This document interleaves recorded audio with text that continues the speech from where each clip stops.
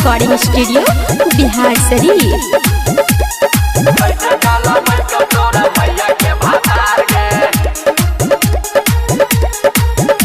गे कई गो के छोड़ देनी करी के तू प्यार गे, कई गो के छोड़ देनी करी के तू प्यार गे, तेरी बहन के तू आदमी ही गे। गे कई गो के छोड़ देनी करी के तू प्यार गे, कई गो के छोड़ देनी करी के तू प्यार गे। कि कैसे तोरा गे गे गे गे गे कि कैसे जाला मैल को तोरा मैया के भातार गे। गे कैसे जाला मैल को तोरा मैया के भातार गे। केतना के कर देनी जिंदगी बेकार गे, केतना के कर देनी जिंदगी बेकार गे। कि कैसे तोरा गे छौरी कि कैसे जाला मैल को तोरा मैया के भातार गे। गे कैसे जाला मैल को तोरा मैया के भातार गे।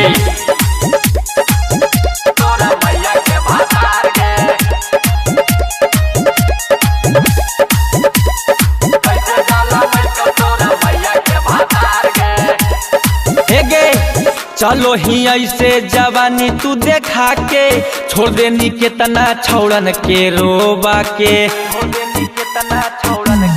हाँ हाँ चलो ही ऐसे जवानी तू देखा के छोड़ देनी केतना छौड़न के रोबा के। गे कहो ही कि छुट्टियों नहीं मिलो ये तबार के, कहो ही कि छुट्टियों नहीं मिलो ये तबार के। कि कैसे तोरा आए हाय हाय कि कैसे जाला मैल को तोरा मैया के भातार के। गे कैसे जाला मैल को तोरा मैया के भातार गे।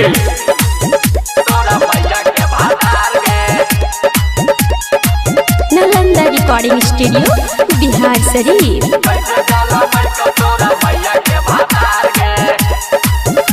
गे कितना तू देहिया पले मिछौरी पाप गे, रेल तो कुंदन माता चिलई मी बाप बाप गे।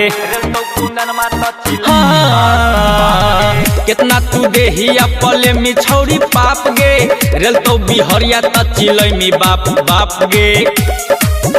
गे दिल हो कि छौरी करो ही तू बेअपार गे, दिल हो कि छौरी करो ही तू बेअपार गे। कि कैसे तोरा कि कैसे जाला मैल को तोरा मैया के भातार गे।